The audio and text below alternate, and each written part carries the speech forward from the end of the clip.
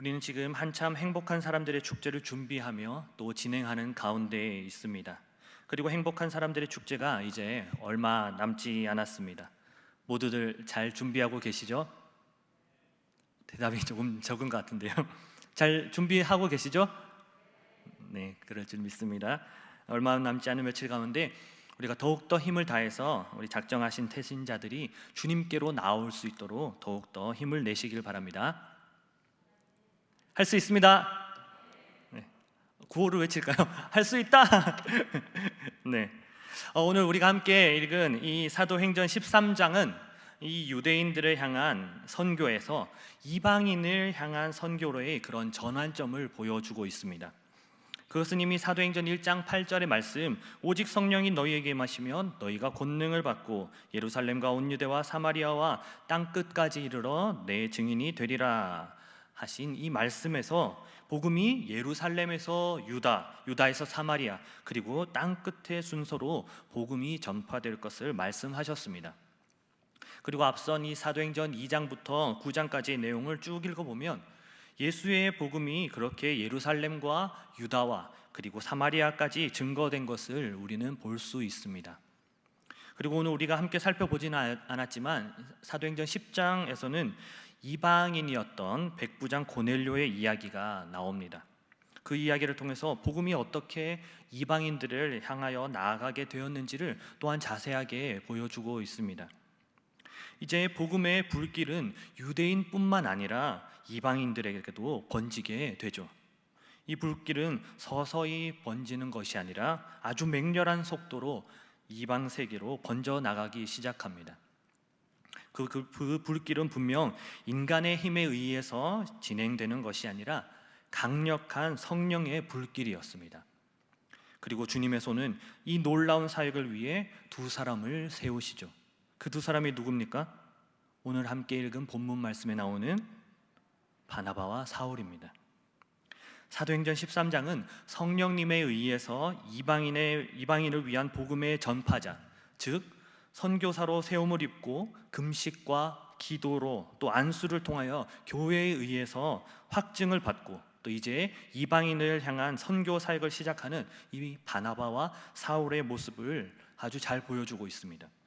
오늘 이 이야기를 통해서 우리가 함께 생각해 볼 것은 이제 드디어 행축이 코앞으로 다가왔는데 자꾸 행축을 강조하죠. 네. 강조해야 되는 거 맞죠? 네. 우리는 행축을 선포하며 또 많은 영혼을 주님께로 돌이킬 수 있도록 기도하고 준비하고 있습니다. 이제 며칠 안 남았지만 마지막까지 최선을 다해서 총력을 기울여서 한 번 더 만남을 가지고 또 그들의 마음이 열리도록 우리가 더 기도하면서 준비해야 될 때가 온 것이죠. 이미 하고 있는 줄 믿습니다. 오늘 말씀을 통해서 바나바와 이 사울의 이야기를 통해서 우리가 행축을 준비하면서 어떤 마음을 가져야 될지, 또 그 전도의 현장, 또 우리의 생활에서 우리의 삶에서의 일어나는 그런 영적 전쟁 가운데서 우리가 어떻게 대해야 될지를 우리 한번 생각해 보기를 원합니다. 먼저 오늘 본문은 사도행전의 새로운 전환점으로 시작하고 있습니다. 지금까지 사도행전은 1장 8절의 그 말씀대로 이루어져 왔다고 앞에서도 잠깐 언급했습니다. 이제 복음이 유대와 사마리아를 건너서 이방 땅으로 뻗어나가게 되면서 이 새로운 복음의 중심지가 등장하죠. 어디입니까? 안디옥 교회죠. 이 선교적 관점에서 볼 때 그동안 복음의 사역은 어디를 중심으로 이루어졌습니까? 예루살렘 교회를 중심으로 이루어졌다면 오늘 함께 읽은 이 13장을 기준으로 그 사역의 중심이 안디옥 교회를 중심으로 바뀐다고 할 수 있습니다. 그렇다면 이 안디옥이라는 도시는 어떤 도시였을까요? 안디옥이라는 도시는 당시 로마 제국의 3대 도시 중 하나였습니다. 로마와 알렉산드리아와 그리고 안디옥이죠. 이 안디옥은 예루살렘보다 훨씬 더 크고 정치, 경제, 문화 등 여러 면에서 예루살렘을 능가하는 그런 큰 도시였습니다. 하나님은 바로 이곳을 이방 복음의 전파를 위한 베이스 캠프로 삼으신 것입니다. 그리고 하나님의 말씀에 능통했던 사울과 또 위로의 사람이라고 불린 바나바를 통해서 여러모로 그들을 훈련시키시고 또 준비시켰습니다. 그래서 안디옥 교회는 크게 부흥하였고 이제는 땅끝까지 복음을 들고 나갈 준비가 되었던 것입니다. 그렇다면 우리가 먼저 살펴볼 것은 이 안디옥 교회는 어떤 교회인가라는 것입니다.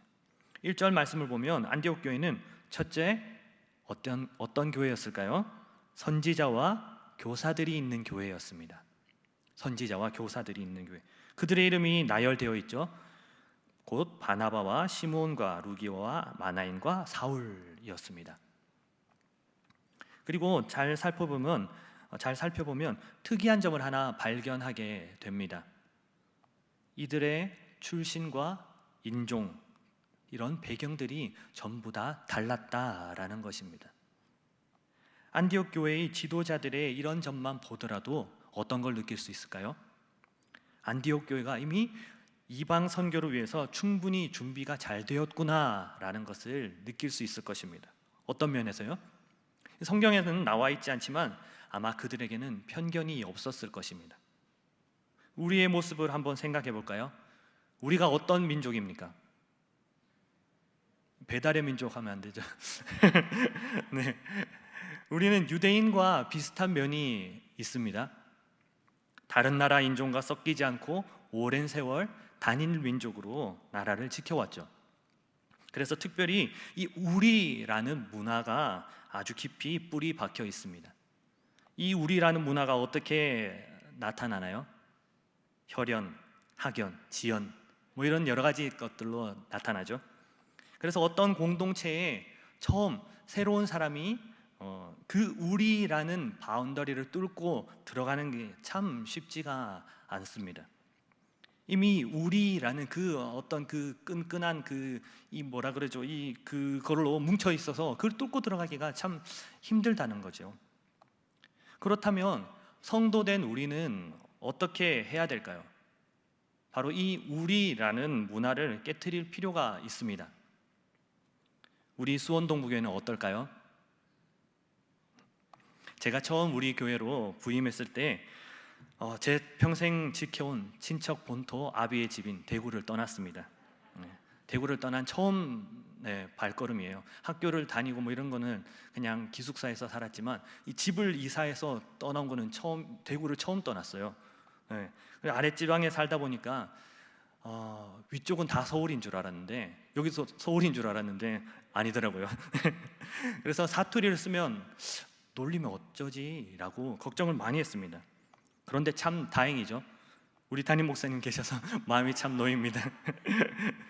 또 우리 교회를 보니까 정말 감사한 것이 경기도, 전라도, 경상도, 물론 충청권도 있죠. 연합이 잘 이루어져 있더라라는 것이에요. 어떻게 이것이 가능할까라고 곰곰이 생각해 봤더니 우리가 어떤 민족입니까? 어떤 공동체입니까? 바로 하나님의 언약의 공동체더라라는 겁니다. 아멘이시죠? 그런 마음을 가지고 계신 분들이 이 자리에 나와 있고 또 선지자로, 교사로, 리더들로 세워져 있는데 그렇게 세워져서 주의 몸된 교회를 아름답게 이루어가고 있더라라는 것입니다. 할렐루야.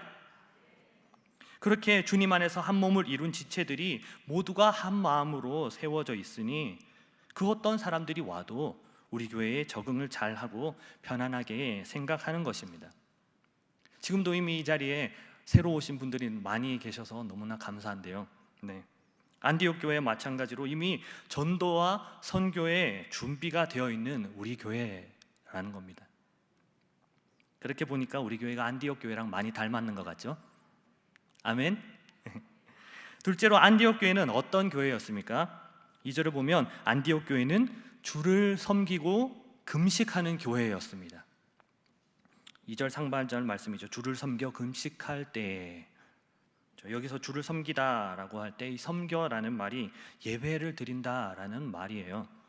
그래서 그거를 생각할 때 그들이 주를 섬겨 금식했다라는 것은 영적으로 이 세상의 것들을 끊어버리고 심령을 깨끗이 하고 오직 하나님만을 바라보며 그들은 예배했다라는 것입니다. 그리고 그들이 금식하고 기도하고 예배할 때 그들은 그들에게 주신 이방 선교의 비전을 깨닫게 되었고 또 그것을 감당할 능력을 공급받을 수 있었던 것입니다. 우리가 지금 예배를 드리고 있는 이 공간, 이 교회가 어떻게 세워졌습니까? 저는 직접 경험하지는 못했지만 이미 이 땅을 위해서 또 이 교회를 위해서 많은 성도님들이 금식하며 기도하며 정말 피땀 흘려 세운 주님의 교회가 아니었습니까? 그래서 우리의 예배의 열정이 더욱 뜨거운 것이고 또 우리의 사랑의 섬김과 수고가 남다른 것 아니겠습니까? 비전센터 건축을 위해서 우리가 열심히 기도할 때 우리 교회가 선교의 전진 기지가 되도록 그렇게 기도했던 것을 기억합니다. 이 교회 건물이 완공되었다고 그 기도 제목이 끝이 났습니까? 아니죠. 이제 시작입니다. 아니, 어떻게 보면 이미 시작했습니다. 각 가정교회를 통해서 선교사님들을 섬기는 그 사역부터 이미 시작했습니다. 그리고 이번 주 행축을 통해서 우리 각 심령 모두가 각자의 삶의 현장에서 이미 선교사로 달려가고 있다라는 것입니다. 모두 그렇게 고백하시죠?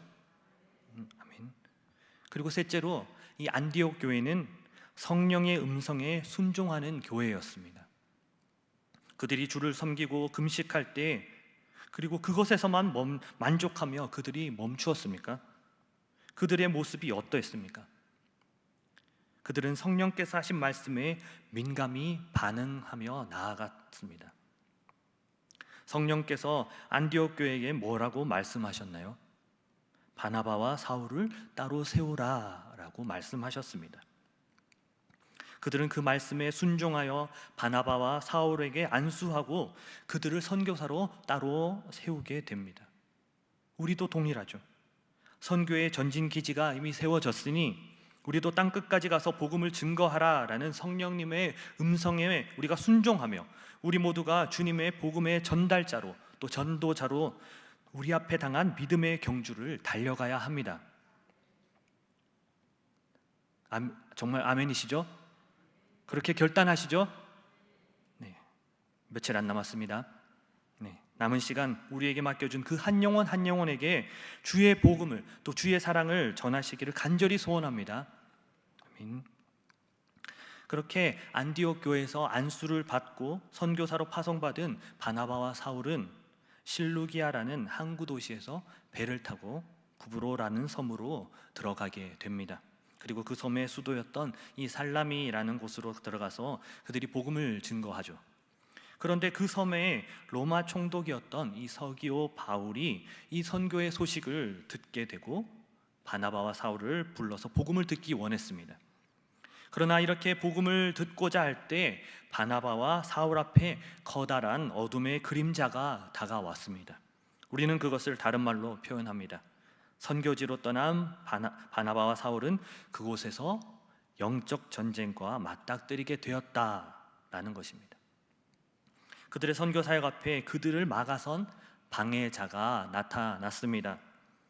그는 유대인으로 거짓 선지자였고 마술사였던 바예수라는 사람입니다. 벌써 이름부터가 이단스럽죠.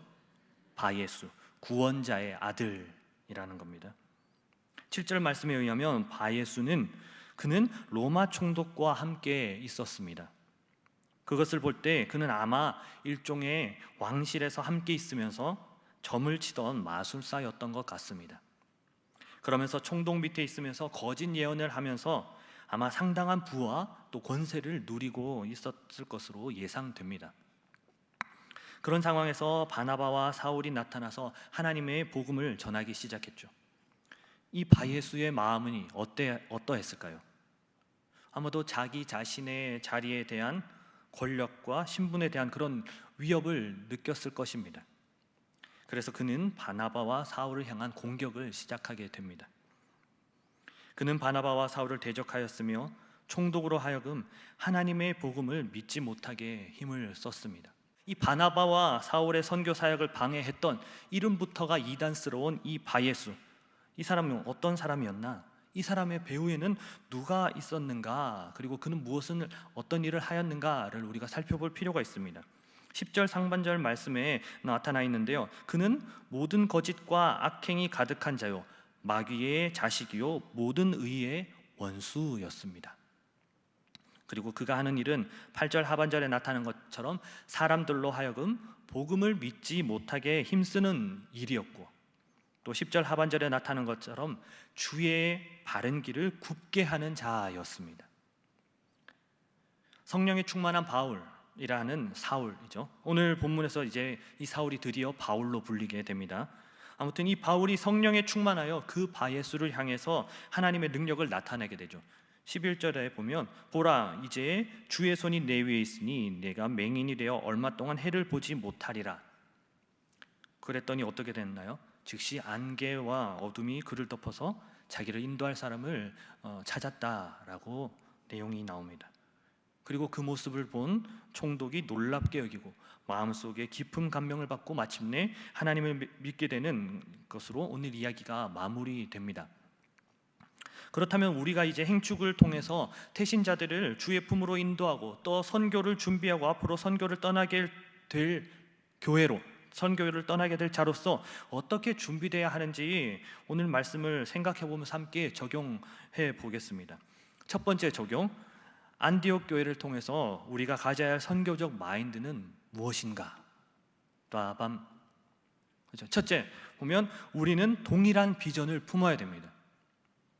안디옥 교회는 여럿의 선지자들과 교사들이 있었죠. 그들의 출신과 계급과 배경이 달랐음에도 그들은 말씀 안에서 하나님께 받은 동일한 비전이 있었습니다. 그들에게 어떤 비전이 있었나요? 우리 앞서 살펴본 사도행전 1장 8절의 복음 전파의 명령이었습니다. 같이 읽어볼까요? 시작. 오직 성령이 너희에게 임하시면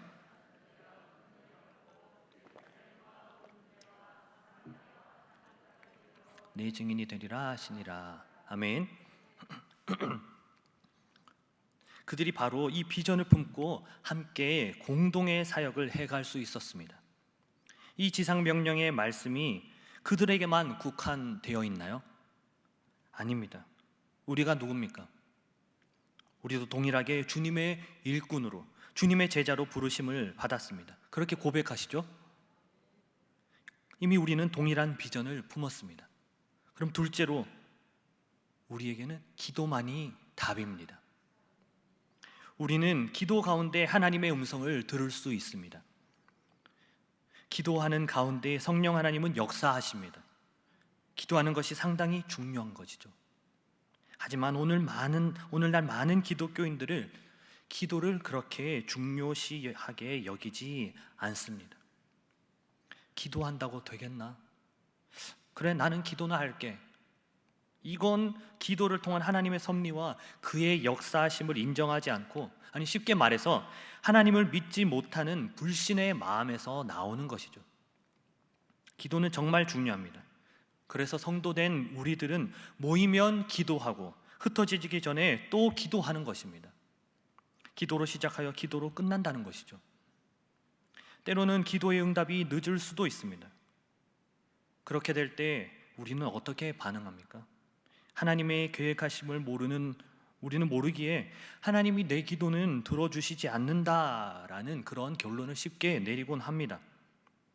때문에 이런 것을 생각하며 기도에 대해서 말할 때 기도란 내 뜻, 내 소원을 하나님께 아뢰는 것이 아니라 하나님의 뜻을 알게 되는 것이 기도라고 말하기도 하는 것입니다. 때문에 우리는 기도해야 됩니다. 하나님의 뜻을 더욱더 알게 해달라고 기도해야 한다는 것입니다. 그리고 기도만 하면 되겠습니까? 셋째로 우리는 순종의 길을 걸어가야 됩니다. 안디옥 교회도 기도하는 가운데 성령의 음성을 들을 수 있었습니다. 그리고 그 음성 가운데 그들은 순종하며 그분의 뜻을 따랐습니다. 그것은 바나바와 사울을 이방인을 위한 선교사로 따로 세우는 것이었고 또 그들을 선교지로 파송하는 것이었습니다. 우리가 행축을 준비하며 태신자를 작정하였습니다. 그때 태신자를 어떻게 작정하셨습니까? 목사님이 작정하라고 하시니 그냥 떠오르는 사람, 빨리 떠오르는 사람을 막 써서 내셨나요? 설령 그렇게 쓰셨다 할지라도 이미 그 마음을 하나님께서 주셨다고 감히 말씀드립니다. 이제 순종하며 그 길을 걸어가야 되지 않겠습니까? 며칠 안 남았지만 마지막까지 우리가 최선을 다해 봅시다. 아멘. 그런데 막상 우리가 작정한 그 태신자들을 만나고 또 얘기하고 그렇게 복음을 전할 때 어떠했습니까? 쉽게 받아들이는 이들도 있는 반면에 때로는 강하게 부정하고 또 반대하고 그런 부정적인 반응을 보이기도 하죠.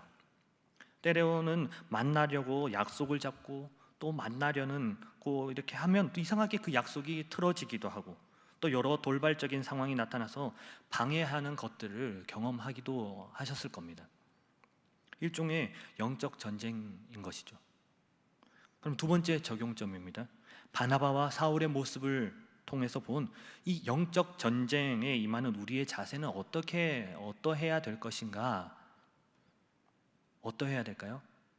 첫째로 우리는 어떤 사람이 되어야 될까요? 성령 충만한 사람이 되어야 됩니다. 9절에 나타난 바울이라 하는 사울을 보면 그는 어떤 사람이라고 소개되고 있습니까? 네, 성령이 충만한 사람이었습니다. 성령 충만에 대해서 많은 이야기를 할 수 있겠지만 여기서 드리고 싶은 이야기는 그 많은 것들 중에 성령 충만하게 할 때 나타나는 우리의 모습에 대한 것입니다. 그것은 우리의 생각이나 또 경험들로 판단하고 또 우리의 뜻대로 행동하지 않는다라는 것입니다. 성령 충만한 사람의 모습은 어떻습니까? 단지 설교의 은혜를 받았고 찬양의 은혜를 받았고 기도회 때 뜨겁게 기도했다고 그 사람이 성령 충만한 사람이라고 할 수 있을까요? 물론 그런 모습도 성령 충만한 사람에게서 나타나는 그런 하나의 모습이죠. 하지만 우리의 모든 삶에서의 그런 모습으로 우리는 성령의 열매를 맺어야 한다는 것입니다. 대표적인 성령의 열매가 어떤 것들이 있나요?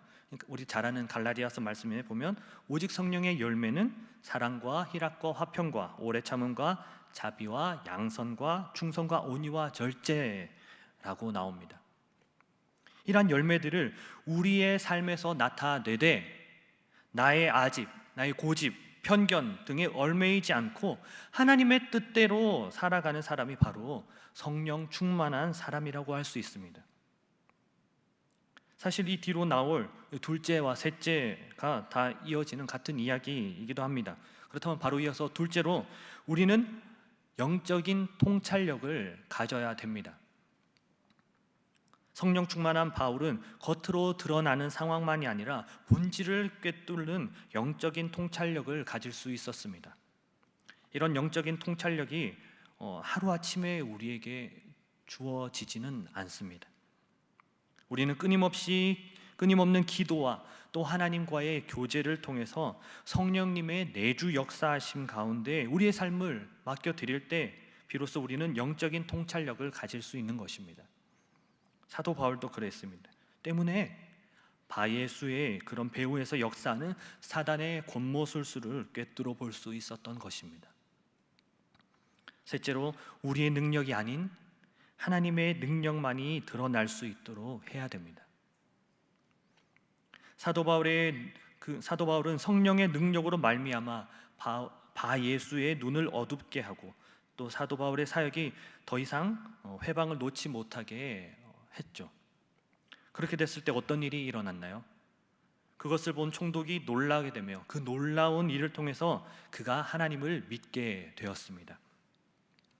결과적으로 보면 성령 충만한 삶이 되면 나타내게 되는 우리의 모습이 바로 이런 모습입니다.